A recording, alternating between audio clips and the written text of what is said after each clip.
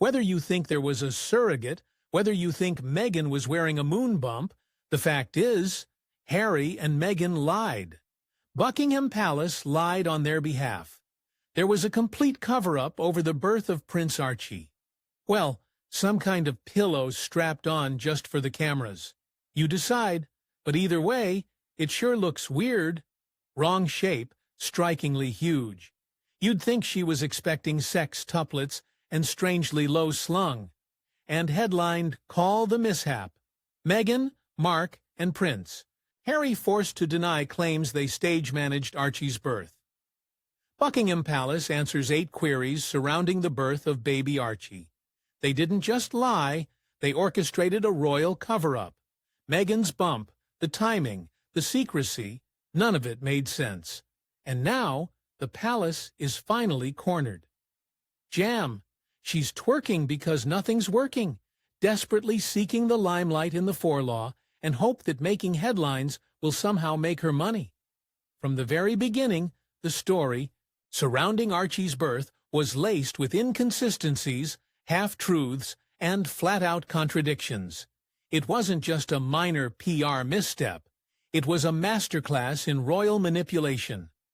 The palace had promised transparency, telling the press and public they'd be alerted the moment Meghan went into labor.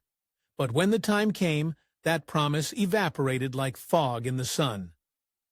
Inst Brittany, I think they were absolutely doing it for Gayle King and Savannah Guthrie. Whether you believe Meghan carried her own baby or wore a moon bump, or that a surrogate was quietly used behind the scenes, none of that erases one indisputable fact. Prince Harry and Meghan Markle lied, and Buckingham Palace backed them up. This wasn't just a PR strategy. This was a full-blown cover-up, and 6 years later, the story is still riddled with contradictions, secrecy, and chaos that suggests something went deeply wrong behind palace gates. Eyes and the weirdness involving both of Meghan Markle's pregnancies. And I, actually, at one point, took on the reality. Archie was allegedly born at 5:26 a.m., but the media wasn't informed until after 2 p.m. And here's where things get even murkier. Sarah Latham, Harry and Meghan's sharp-tongued PR bulldog, only alerted reporters that Meghan had just gone into labor, a whopping 9 hours after the child was supposedly born. What kind of timeline is that? A royal birth, kept under wraps for nearly half a day? That's not just a delay, it's a deliberate rerouting of public perception. Kane video when Meghan was apparently in hospital, in labor with Lily. Because in Camilla Tominet's article, her analysis of this, she didn't even for a single second raise the prospect of whether this bump was real. When journalists pushed back, asking why the palace had misled them, the response was as polished as it was dismissive. The press had misinterpreted the announcement, they claimed. Really? Was it a misinterpretation? Or was it a carefully choreographed smoke and mirrors routine meant to shield the truth? And as she posts that tacky 4-year-old video of her excruciating mom and dad dancing, it reeked of damage control, an operation dressed up as a defensive privacy. But for seasoned royal watchers, the stunt was obvious. This wasn't about protecting a newborn, it was about protecting a narrative. And the more questions that emerged, the tighter the palace clamped down. Each vague answer only raised more eyebrows. If you're a journalist, at the very least, you've got to ask questions about this. And she came back with a very snippy response, as if I was some type of conspiracy theorist. And, you know, us people who are in the mainstream media and the royal rotor, we could. Why the secrecy? Why the stalling? Why such a chaotic sequence of announcements? The only thing that was crystal clear was this: someone was lying. And it wasn't just a little white lie, it was a tangled web of calculated silence, intentional misinformation, and royal spin-doctoring at its finest. A cover-up had begun, and it was only the beginning. Never be as irresponsible as you'd had. That was the tone of her response, and that's why I wanted to talk about her birth. Because remember, while most news outlets tiptoed around the inconsistencies like they were walking through a minefield, afraid to challenge the royal couple's carefully polished image, the questions were mounting, and the silence was deafening. The mainstream media, terrified of being slapped with the conspiracy theorist label, or worse, being blacklisted by the royals, opted to play it safe. They parroted palace statements, glossed over the red flags, and moved on, pull up, and to focus on all of the discrepancies surrounding Archie's birth.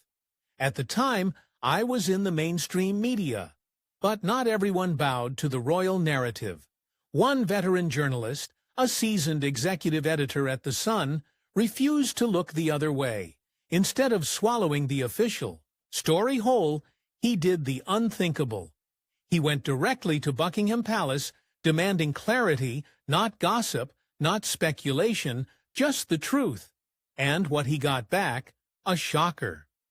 Buckingham Palace on the record. And I did in this piece, which was published on the 10th of May 2019 and headlined, Call the Mishap. In a rare move, the palace issued an on-the-record response, 8 carefully worded answers to 8 direct questions. But far from clearing the air, the replies only deepened the cloud of suspicion.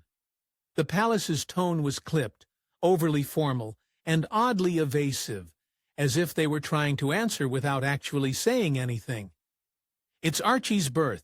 Buckingham Palace answers 8 queries surrounding the birth of baby Archie. Why was there a delay in alerting the media? To allow the couple privacy, they claimed. Yet, this was a globally significant royal birth, not a secret christening. Why did CBS seem to know Meghan's due date down to the week? No answer.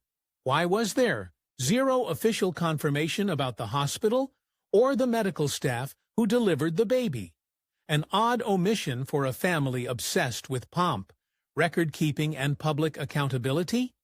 The reason I wanted to do this, the reason I wanted to talk about this, is because I think it's really gutless of these mainstream journalists to say. These weren't wild tabloid fantasies. These were legitimate, structured, and respectful inquiries grounded in decades of royal precedent. When Princess Diana gave birth, the world knew the who, what, when, and where. The same went for Kate Middleton. Cameras waited outside the Lindo wing. Royal staff held up signed bulletins. The public was part of the story. So why was it different this time? Meanwhile, the jigger-jig-juke might as well have worn a sandwich board in Blazom with, "I'm a major league jerk." Never mind, at least the gruesome twosome's quest for privacy is going well. The kind of faux, it wasn't just about missed press briefings, it was about breaking protocol, severing the chain of royal transparency that had existed for generations. And for what? To protect a moment? Or to hide something far more complicated? The refusal to give clear answers only fanned the flames of speculation. This wasn't journalism stepping out of line. This was journalism doing its job. And the royal machine didn't like it one bit. The media may have refused to ask the hard questions, but the public hadn't stopped asking them. And one by one, the pieces just weren't adding up. The reason I wanted to do this, the reason I wanted to talk about this is because I think it's really gutless of these mainstream journalists to say nothing to see here, folks. No reason to ask any questions about this when I was in the mainstream in May 2019, and it was so obvious to me that so many lies had been told about Archie's birth, and I wanted to find out why. By the time the palace issued its so-called clarifications, the cracks in the facade were impossible to ignore. The statements weren't just vague, they were panic-stricken. Every answer raised more questions than it resolved. It wasn't damage control anymore, it was full-blown chaos control. Brittany from the Royal News and the network is with me for this. And Brittany, the reason I wanted to do this, the reason I wanted to talk about this is because media blackouts were blamed on technical issues. Email failures were chalked up to timing, to suit the couple. And when asked directly about the place of birth, a standard piece of information for royal babies, the palace danced around the question like it was radioactive. It was clear something was being hidden, even from them. I think it's really gutless of these mainstream journalists to say nothing to see here, folks. No reason to ask any questions about this when I was in the mainstream in May 2019, and it was so. Behind the walls of Buckingham Palace, all signs pointed to internal confusion. Staffers, who normally prided themselves on precision, were fumbling. Aides couldn't confirm basic details. Some even appeared visibly agitated when questioned. It was as if there was an inner circle operating with its own script, leaving the rest of the palace to play dumb. And then came the most damning moment of all, the real-time contradiction that pulled the curtain back on the royal charade. That involves invading their own privacy with monotonous regularity and guaranteed vulgarity. Of course, when the media do it, it's an outrage and utter disgrace, a reason to furiously fire off. While Sky News was announcing to the world that Meghan had just gone into labor, an Instagram post from Harry and Meghan's own account told a wildly different story. The baby had already been born. Let that sink in. Two completely conflicting timelines, coming from two major sources, one media, the other royal. It wasn't just sloppy, it was suspicious. Another mainstream journalist on this issue. Well, I do definitely think that because of the palace had lied. Plain and simple. They claimed Meghan had gone into labor hours after Archie was already born. No amount of PR spin could unmix that timeline. The contradiction wasn't subtle, it was glaring. And yet the press, for the most part, nodded, smiled, and let it slide. No retractions, no follow-ups, no front-page exposés. I think some of the mainstream media do want to stay away from that, which I totally understand. I am not somebody who actually subscribes to the notion that Meghan used a surrogate, and the reason is especially in the why. Was it fear of royal retribution? Or something deeper? Like complicity in a media political deal to protect a brand that had already spun wildly out of control? Whatever the reason, the damage was done. The inconsistencies were piling up like unread emails in a crisis room. The palace was no longer in control of the narrative. They were scrambling to catch up, dodging accountability, and relying on the very vagueness they once promised to eliminate. Panic mode had officially been activated. But when California's king and queen of hypocrisy do it, it's charming, it's fun, and most importantly, it's monetizable. So as bemused royal watchers, commentators, and columnists scratch their heads, wondering why on earth, if there was ever any doubt that Meghan Markle was bringing Hollywood-style PR strategy into the heart of the monarchy, the birth announcement of Archie blew it out of the water. Royal births have long followed a traditional script. Official bulletins, UK press at the forefront, and announcements made with a certain level of British restraint. But Meghan, she flipped that script and handed it straight to American media. Exceptionally difficult to pull off. Now, was she vain enough to think sometimes that her belly didn't look the way? Let's talk timing. The palace announced Archie's birth at exactly 12:40 p.m. UK time, which just so happens to be 7:40 a.m. in New York. That's not just early morning, it's prime network television gold, right in the heart of CBS This Morning viewership hours. And who's one of the anchors of that very show? Meghan's close friend and media confidant, Gayle King. Coincidence? Please. Airy of Pratt's. Here's the answer. Cash. Follow the money. Meg's lousy lifestyle site has crashed, burned, and sunk into a sea of... This wasn't a happy accident. It was a textbook media play. The kind you'd expect from a savvy publicist in Los Angeles, not the centuries-old British monarchy. The timing was too perfect, too targeted. It allowed Gale and CBS to break the story with all the sparkle and emotion of a celebrity birth announcement. It was made for American eyes, American hearts, and American headlines. When patted her belly, I get 100% believe that. And I understand why people question things. I understand it, so I don't think it's... When questioned, the palace dismissed the idea of manipulation, insisting it was purely coincidental.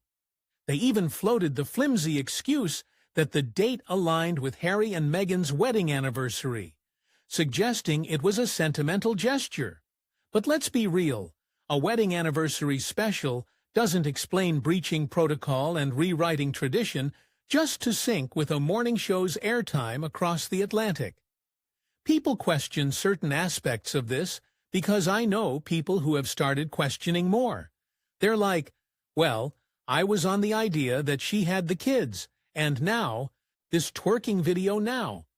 And if this wasn't coordinated with Gayle King and CBS, then it's a case of spectacularly poor optics.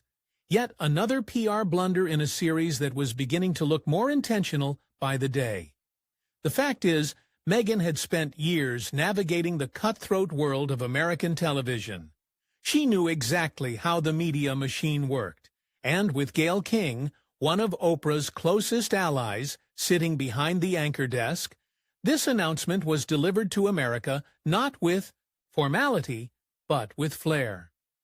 Whether or not Netflix makes the mistake of inflicting on an unsuspecting, dwindling audience more indigestible helpings of Mousse Markel's.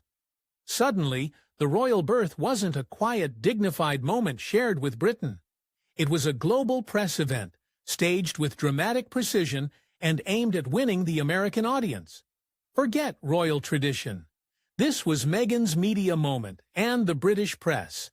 They were merely background noise. Buckingham Palace may have been trying to save face, but the spotlight had already shifted and the playbook wasn't royal anymore. It was pure celebrity. And so I totally understand where people are coming from, by also understanding the mainstream media, not wanting to get into at least some of the conspiracy realms because what should have been a moment of joy and unity quickly devolved into a PR circus. Behind the grand gates and gilded walls of Buckingham Palace, it wasn't champagne and baby booties. It was chaos. Absolute chaos. Emails, we were told, weren't sent. Announcements were misunderstood. Palace staff whispered of internal tension. PR teams were reportedly butting heads, scrambling to patch together a narrative that was already unraveling by the minute. As a media pack, as a royal road to pack, remember I was never part of that. Oh yeah. It's just totally fine that we have been Pope. One side blamed the other. The palace pointed fingers at the press, accusing them of jumping the gun and spinning falsehoods. The press in turn fired back, saying they were deliberately misled and stonewalled. Journalists complained of being shut out. Long-trusted royal correspondents, people who had spent decades cultivating palace sources, were suddenly frozen out or fed conflicting details. For I really do. Yeah, you're bang on. I mean, I just have one question. Is Meghan Markle clinically insane? Because this week? Yes, thank you. That's the end of the show. But have you learned what she did? This week has been an absolute shambles. And in the middle of the mess, Harry and Meghan, silent, smug, untouchable. They didn't clarify. They didn't correct it. They didn't apologize. Instead, they watched the narrative twist in the wind, knowing full well they held all the cards and all the secrets. But their silence wasn't stoic. It was calculated. Who about the birth of this baby? Oh, it's totally fine that with those lies, it means that there was actually no formal sign-off of the baby. So look, I want to show you, and because what I think is so important for it is to point out that every move they made during the birth announcement saga screamed control. Not the kind of control that ensures privacy or dignity, but the kind that demands full authorship of the story, even if it means rewriting tradition, dodging the truth, and torching the palace's relationship with the media in the process. This wasn't just a birth. This was a hostile takeover of the royal narrative. It's been contemporaneously, at the time, 6 years ago, and also how extraordinary it was, and not that I'd buy a lot of their answers, but how extraordinary was that Buckingham Palace knew that this was such an issue that they actually decided. They didn't want the traditional Lindo wing photo op? Fine. They didn't want the press briefed in real time? Fine. But what followed wasn't a dignified request for space. It was a tangled soap opera of broken protocol, secret hospital, visits, delayed timelines, and PR spin so aggressive it would make Hollywood publicists blush. She obviously knows that there are lots of theories about her kids, the pregnancies, what's been going on. Oh, there they are twerking away, twerking away. Ah, come on! She had a high-risk pregnancy.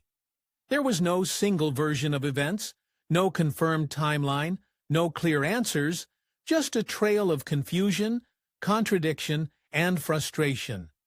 Behind closed doors, insiders described a palace, divided. Longtime courtiers were reportedly appalled by the couple's behavior. Communications staff were allegedly blindsided, left to answer questions they didn't have answers for. Royal tradition, meticulously followed for generations, was tossed out like yesterday's script. You threw my questions there and their answers, but this is how I set up the whole story at the time.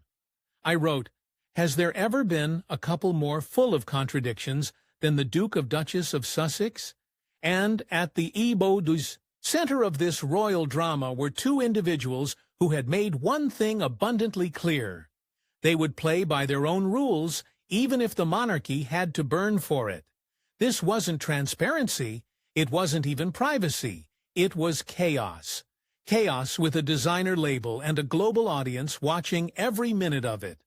That shows there's two high-risk pregnancies. I wouldn't be twerking if I was about to go into labor with a high-risk pregnancy. And also, if you really look at that bump. The drama didn't settle after Archie's birth. It thickened. And what emerged from that fog wasn't just confusion, it was a revelation. The entire debacle didn't simply expose a flawed announcement strategy, it revealed a fundamental fracture inside the monarchy. Harry and Meghan were operating like rogue agents, wielding their PR arsenal, answering to no one, and refusing to play by the centuries-old royal rulebook. To protect their privacy during the birth of their firstborn, they even released a statement beforehand insisting the public, who pay for the bulk of their very luxurious lives, would not be finding out much about it. While still senior royals, they maneuvered with the independence of A-list celebrities, plotting their own media timing, crafting statements in silos, and sidestepping royal courtiers with a confidence that bordered on defiance. The monarchy, for all its pomp and polish, suddenly looked toothless, outpaced by a couple who had mastered the media better than the institution that once defined it. He's going to blindly throw out decades of royal tradition and use our money to run their household like a royal version of Kim Kardashian and Kanye West. And it is right for the media. The result? A breakdown of trust, not just between the palace and the press, but between the institution and the public. Royal watchers, journalists, and even longtime supporters began to question everything. If they could lie about a birth timeline, what else could they lie about? If basic facts like labor, delivery, or hospital choice were shrouded in secrecy, how could anyone trust the narrative? This information, it's not even like we're asking for it or digging for it. Just put it on our Instagram. And into that vacuum of information rushed the wildest, most unhinged theories imaginable. Was Meghan ever actually pregnant? Was there a surrogate? Was she wearing a moon bump? Was the baby digitally altered in photos? Was it all one giant media stunt? From YouTube channels to conspiracy blogs to Twitter threads with thousands of shares, the speculation grew legs and then wings. And what went wrong? So this week, I posed 8 key questions to Buckingham Palace about the announcement, which they have answered below, and I said, you can be the judge about what really went on. So, Brittany? And while many of these claims seemed absurd on the surface, here's the brutal truth. Harry and Meghan gave them oxygen. By refusing to communicate clearly, by dodging transparency, and by prioritizing optics over openness, they invited chaos. They didn't just light the match, they stood there watching the flames, arms crossed, daring the world to ask questions. I find it still extraordinary that Buckingham Palace agreed to answer these questions on the record. But they did, and here were the questions. It could have been so simple. A basic timeline, a short press briefing, a photo with hospital staff. But instead, the couple chose smoke and mirrors, and the world responded with suspicion and imagination. After all, when you hide the truth, people invent their own. The moment we saw that last night, apart from laughing at that tosser Harry, we all said that isn't a real baby bump. It's too huge, it's too low, and it's the wrong shape. The fallout wasn't just tabloid fodder, it damaged the palace's credibility. It shattered long-standing protocols, and most significantly, it revealed just how far Harry and Meghan were willing to go to control their own story, even if it meant turning the monarchy's carefully maintained image into collateral damage. This wasn't just a PR misstep, it was a turning point, and from that moment on, nothing about the Sussexes or the palace would ever be seen the same way again. A seraphim promised to alert the media the moment Meghan went into labor, only to wait around 12 hours to do so. Buckingham Palace answered. In hindsight, the palace's greatest mistake wasn't in the cover-up, it was in the concessions. Royal insiders and seasoned journalists alike agree. Buckingham Palace gave Harry and Meghan far too much freedom. And that leash? It didn't just loosen, it snapped. Instead of holding firm to royal protocol, the palace bent over backward to accommodate the couple's growing list of demands under the banner of privacy. But privacy quickly became the smokescreen for manipulation. Under the guise of shielding their family, Harry and Meghan rewrote the rules, managing the timeline of their son's birth like seasoned media moguls, and redirecting attention to American outlets as if they were launching a Netflix special.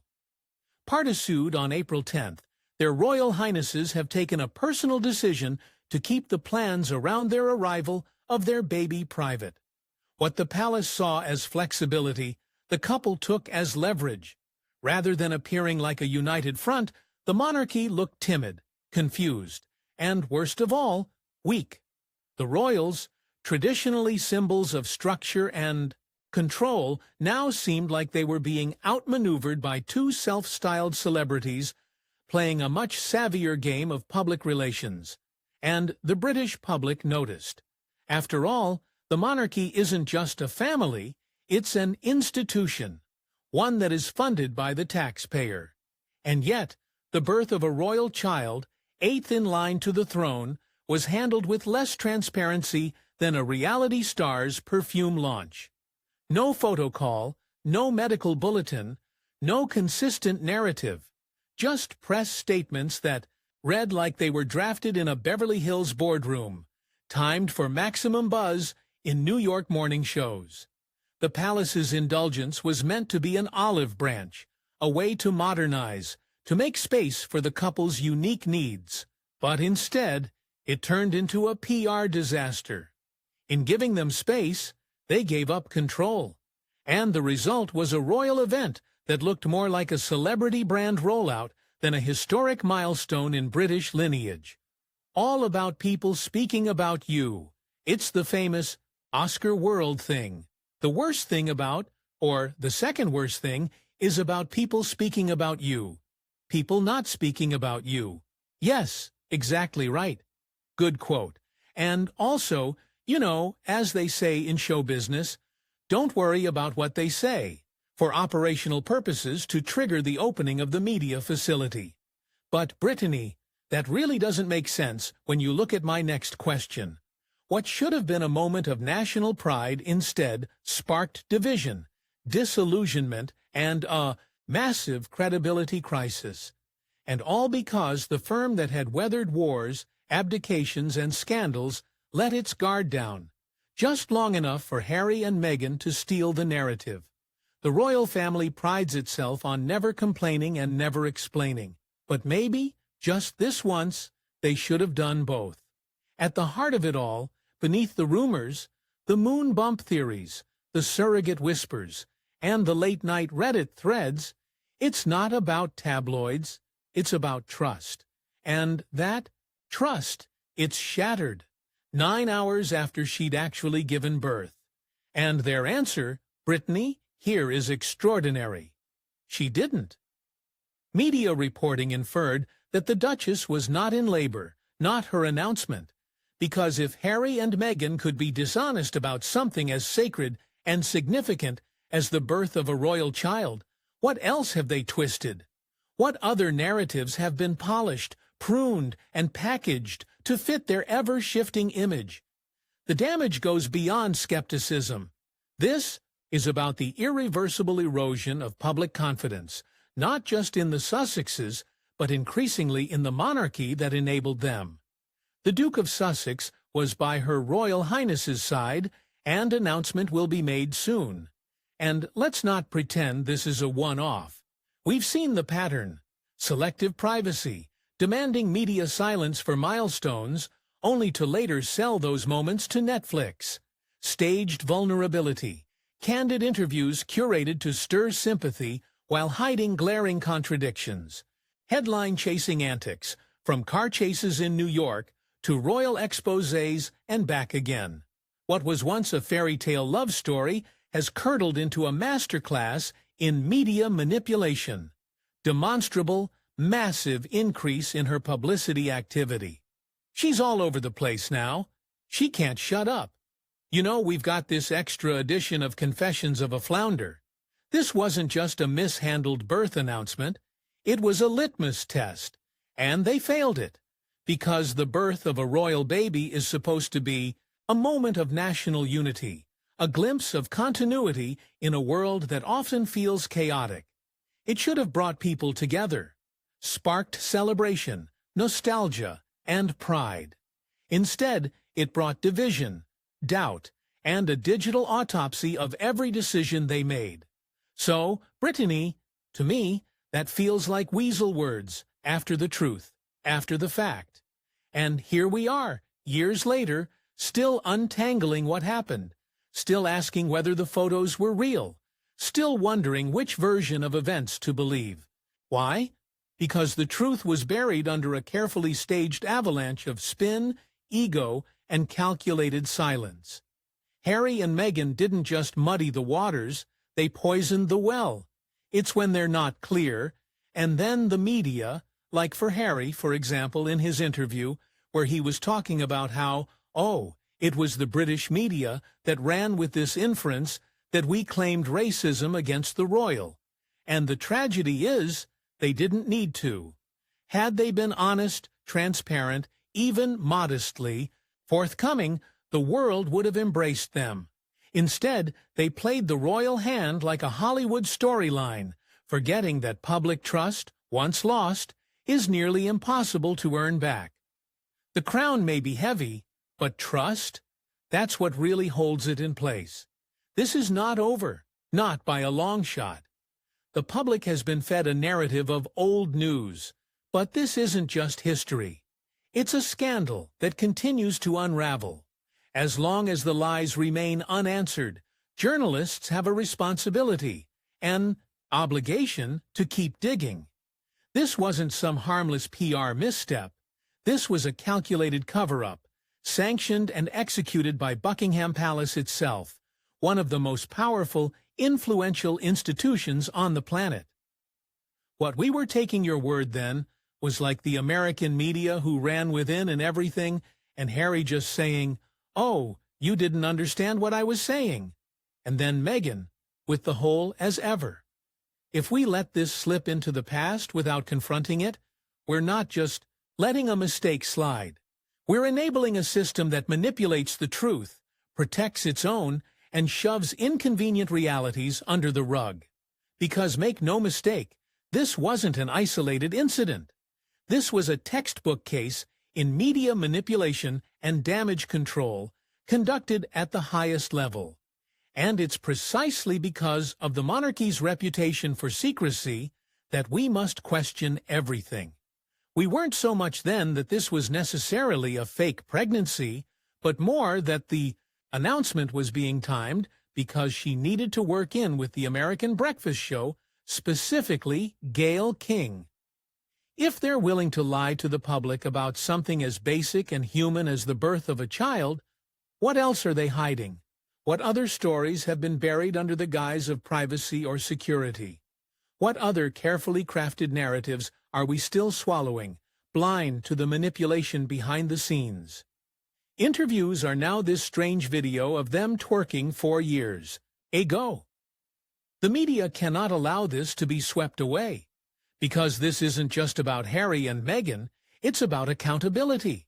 It's about ensuring that powerful institutions, whether royal families or multinational corporations, cannot play by their own rules, bury the truth, and walk away scot-free. In with the whole as ever disastrous, like kind of, we're launching products, we're not launching products, we're launching products again. And it was Meghan's inconsistent media strategy, again, that was the cause of that. So this has been, again, a long-standing problem. The public deserves answers. The truth demands to be heard. And as long as that truth is obscured by royal silence and spin, the media has a duty, no immoral obligation, to keep pushing for it, to keep asking the hard questions, to not let the story fade into oblivion because it's easier to forget. The palace wants to close the book.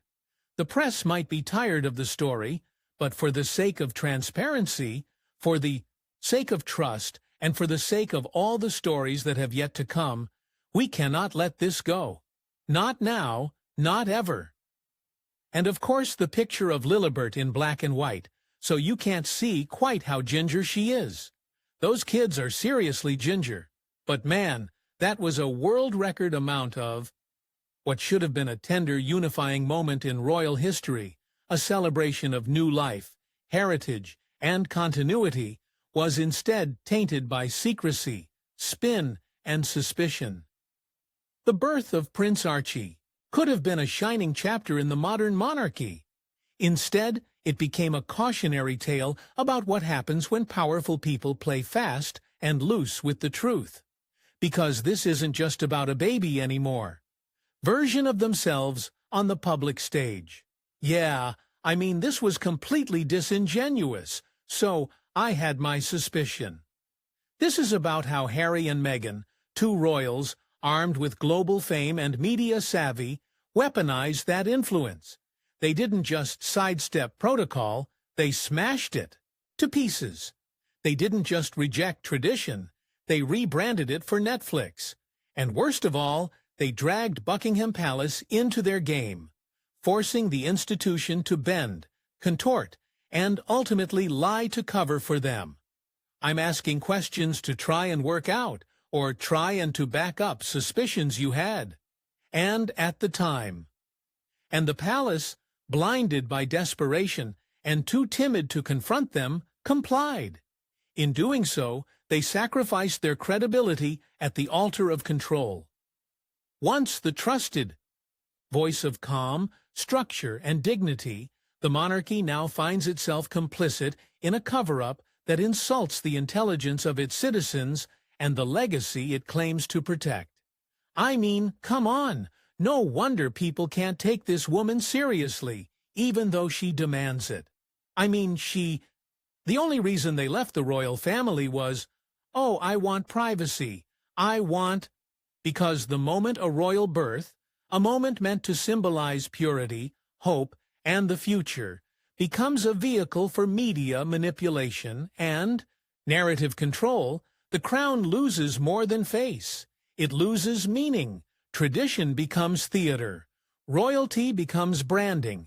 And the truth becomes collateral damage. They would do, and I just hate to think of the Queen watching that video. It's quite lucky that, honestly, she's already in. We're no longer talking about moon bumps, due dates, or missing medical records. We're talking about a monarchy so weakened by appeasement and image obsession that it allowed itself to be hijacked by two people who wanted the perks of royalty without the responsibility.